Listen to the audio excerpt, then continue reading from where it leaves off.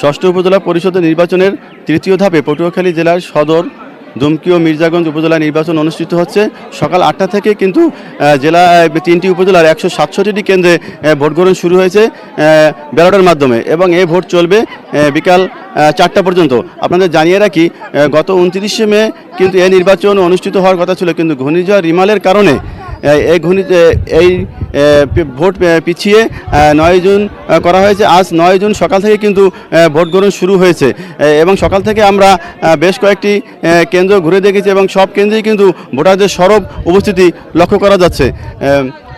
3টি উপজেলায় মোট ভোটার সংখ্যা 4,81,796 জন। সকালে আমি এখানে নির্বিঘ্নে স্বেচ্ছায় ভোট দিয়েছি এবং কোনো এখানে ভোটারের উপস্থিতি অনেক উপস্থিত, আমাদের এখানে অনেক ভোটার উপস্থিত হয়। শান্তিভাবে আমি ভোট দিয়েছি, কোনো সমস্যা নাই। 2 নম্বর সেন্টারে কোনো সমস্যা নাই, ইনশাল্লাহ দিয়েছি ভোট, কোনো কিছু নাই, খুব সুন্দরভাবে চলতে আছে ভোট।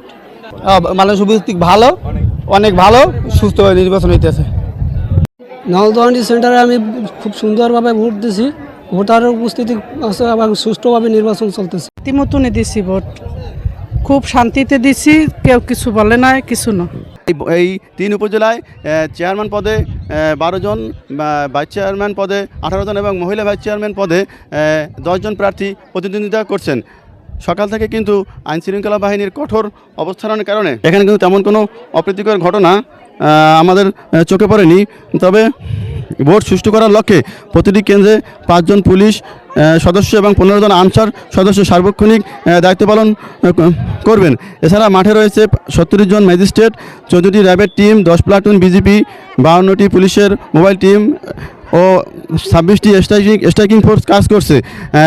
এই মুহূর্তে আমি রয়েছি পটুয়াখালী দুমকি উপজেলার পাঙ্গাশিয়া ইউনিয়নের নলদনি পাঙ্গাশিয়া সরকারি প্রাথমিক বিদ্যালয় মাঠে। এখানে কিন্তু সকাল থেকে কিন্তু ব্যাপক ভোটারের উপস্থিতি আমরা লক্ষ্য করেছি। এই উপজেলায় মোট ভোটার সংখ্যা 81,000। এই উপজেলায় 5 জন চেয়ারম্যান প্রার্থী, 4 জন ভাইস চেয়ারম্যান প্রার্থী ও 3 জন মহিলা ভাইস চেয়ারম্যান প্রার্থী প্রতিদ্বন্দ্বিতা করছেন। সকাল থেকে কিন্তু আমরা দেখছি সুষ্ঠু এবং শান্তিপূর্ণ পরিবেশে ভোট গ্রহণ চলছে। পটুয়াখালী নলদনি সরকারি প্রাথমিক বিদ্যালয় ভোটকেন্দ্র থেকে আমার কাছে এটাই ছিল সর্বশেষ।